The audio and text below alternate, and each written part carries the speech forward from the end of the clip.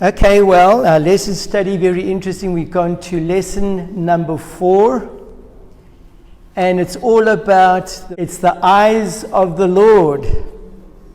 Okay, it's interesting. I mean, have you ever considered that God is watching your every action, your every moment? Now, are there times in your life when you actually wish that this wasn't true?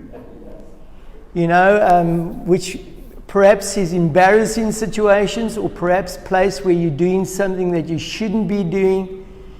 But if you like it or not, as Psalm 139 says, the eyes of the Lord are on you.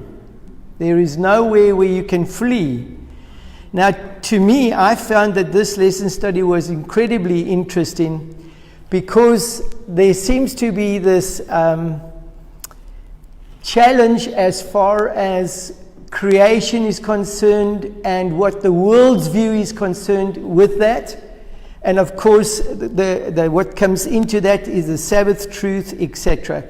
And what the author does, which I'm not going to be referring to a lot, is he looks at a lot of what poets and philosophers and their opinions regarding certain things, etc.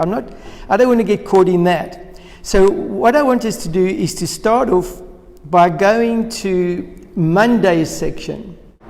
So in Monday's section, we see there right at the top of the thing, there is a question asked. Why is there something instead of nothing? Do you see that question?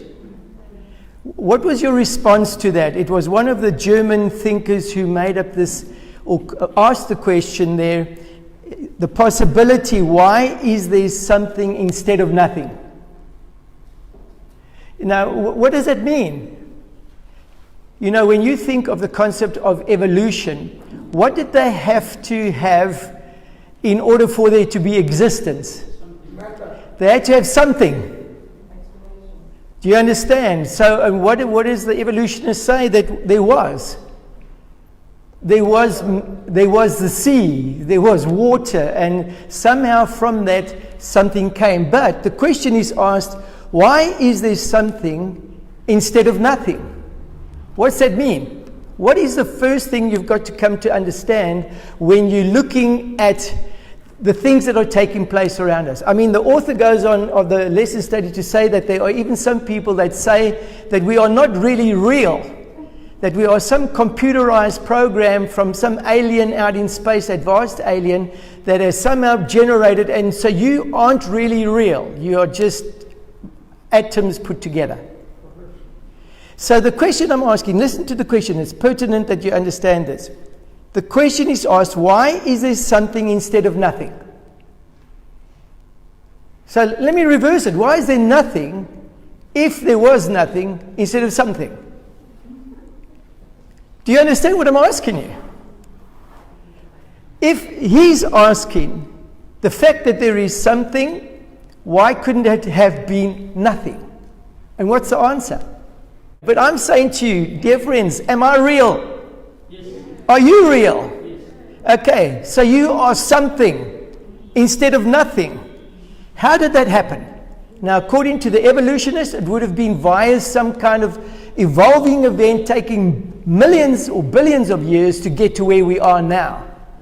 But in order for that to have been, there should have been something before. That's the point is, where did the something come from if there was nothing?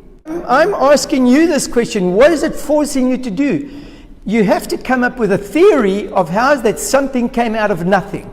That's where it all starts. What does Genesis chapter 1 verse 1 say? In the beginning. Beginning of what? In the beginning of time. Somewhere in the beginning of time, God was. So already there was something, even though there was nothing. When God existed, there was something. But He made everything we see around us a declaration of Himself. Now let me ask you, what is God's format? What is His makeup? According to the Word, Spirit. Can any of you describe a spirit to me?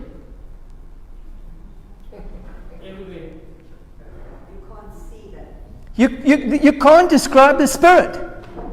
I mean, we have this terrible problem in trying to understand how we, after we have our new bodies, are in actual fact going to be visible to one another. Are we going to be able to eat food, and will it actually stay in our bodies, or will it fall to the ground?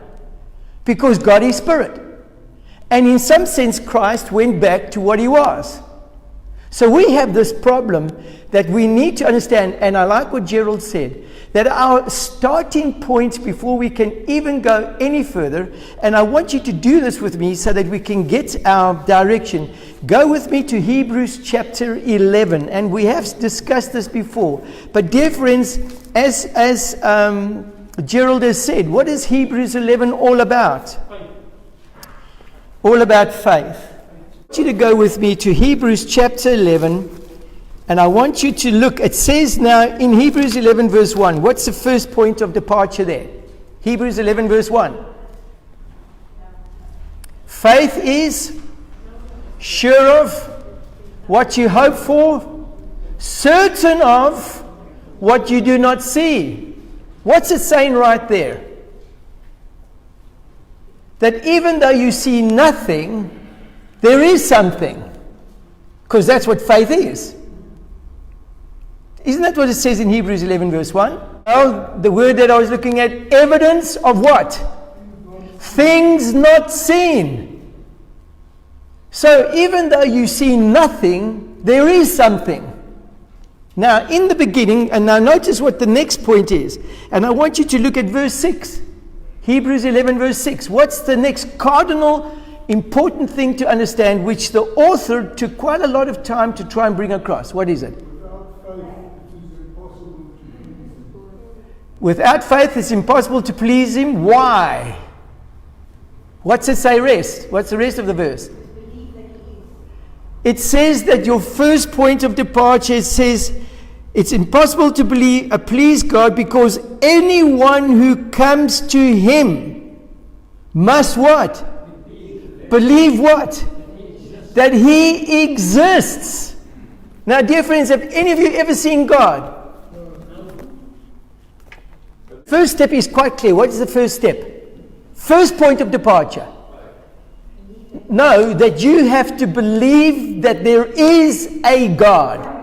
So even though you go right to the beginning, when there was nothing, there was no moon, no sun, no stars, no other form of creation. What was there?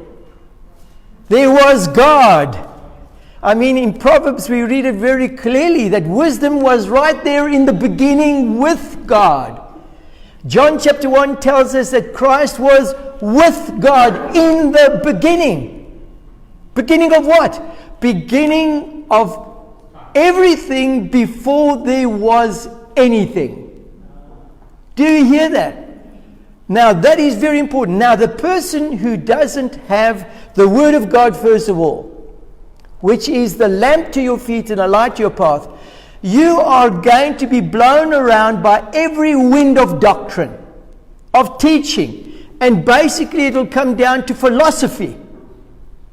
And it depends on whose point is the strongest as to how big the sway is. And I find it so challenging to consider that intellectual people can actually consider that we've evolved from nothing. Do you understand? It's against everything. And yet, now listen to this. What's the next thing it says in Hebrews chapter 11? Just after verse 1, what was the next point that is made there? It says there, now we've just found out that the first thing you need to do is to believe that God exists, but the next thing you are to do, as it says there in Hebrews 11 verse 3. Thank you. What's it say?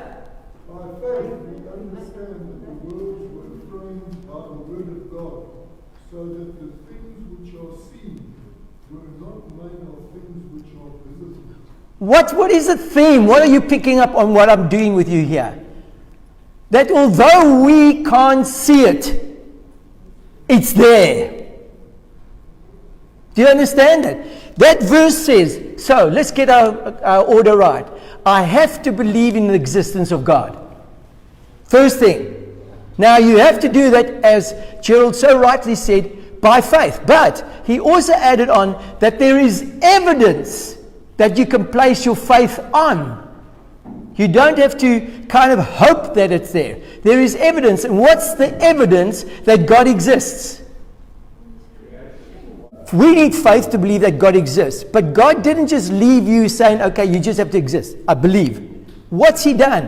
What did you just read in verse 3? That the things you can see is evidence of the thing you can't see. Okay, so what does Psalm 19 say? Jump with me to that one.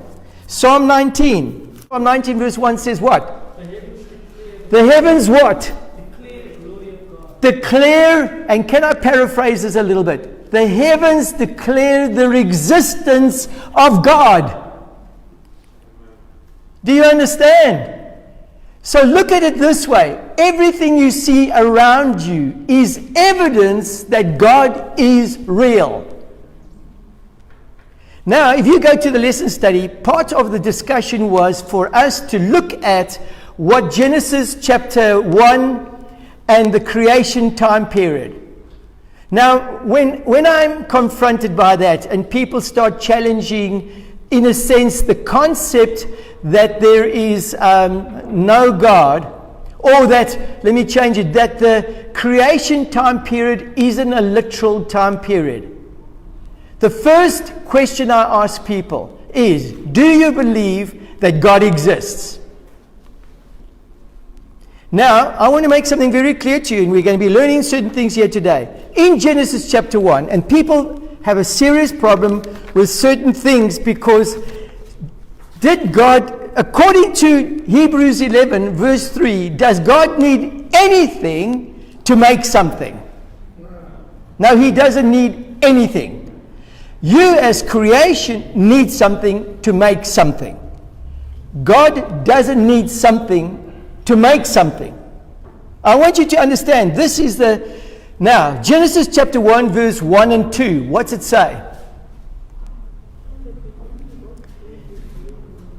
In the beginning, God created the heavens, and then it says what?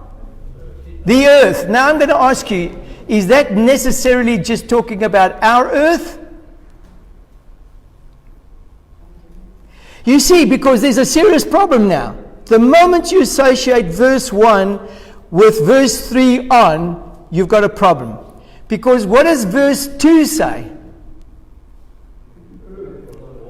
The earth was without form and void, and darkness was on the face of the deep, and the Spirit of God hovered over the waters.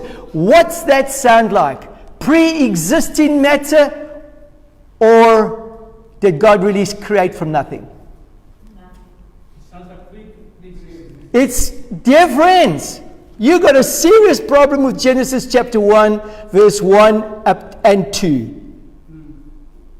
Because it clearly says that if you connect it with verse 3, because what does verse 3 introduce us to? The first act of creation. Now, where did light come from? There was no sun yet. Where did light come from? Dear friends, right here we already have the problem. We need something to have light. Whereas God can produce light out of nothing. In Exodus chapter 10, I want you to see something. And now you need to exercise. You see, the point that I'm going to bring home to you today is that you have to exercise faith. You can't rely always on what you see. So listen to this. One of the plagues that God introduces to Egypt was the plague, it's the 9th plague. Plague of what? Total darkness. Do you understand that? What does it mean to have total darkness? Just explain that to me. When do I find myself in total darkness? Pardon? Absence of light. It's the absence of light. I don't want to say the absence of God, but you can say, in some sense, that if you don't have God, you don't have light. But I want you to see something here, that in a naturalistic world we're living in, an atheist understands what light is. He'll even explain to you that if you put it through a prism, it's got colors. Now, I don't know if any of you, the author was bringing out some very interesting thoughts that made me start thinking. Have we as Christians really sat down and tried to understand the act of creation? The acts of creation. First thing we need to understand, God creates everything we see out of non-pre-existent matter. But it is evidence of Him. That means everything we see, according to Psalm 19, is a declaration of who God is. Now that's amazing. But now I want you to look at this. Verse 21 of Exodus chapter 10. Then the Lord said to Moses, stretch out your hand towards the sky so that darkness will spread over Egypt. Darkness that what? Can be felt. I want to ask you a question. Have any of you ever found yourself in an experience where it's so dark that you put your hand in front of your eyes and you can't see it? Dear friends, I've had that experience quite a few times. And I want to tell you that is absolutely frightening. And it's almost you feel like you're smothering because you can't even see if you can breathe. It's like, as it says there, it's like a cloak that you wear. And I want you to listen to this. It wasn't twilight. It wasn't dim light. It was total darkness, the absence of light. Do you understand that? Nothing, dear friends, nothing, not even the twinkling of the stars. No light. Okay, you got that. But now listen to this. Verse 23. No one, first of all, just remember, it lasted 3 days. Where was the sun during the 3 days of darkness? Where was the sun? It was there, but invisible. Why? Because there was not. But listen to this, verse 23. No one could see anyone else or leave his place for 3 days. Yet all the Israelites had light in the places where they lived. Explain that to me.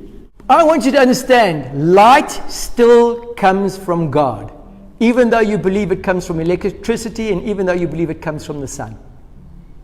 God is light. But we have come to believe and worship the creation instead of the Creator.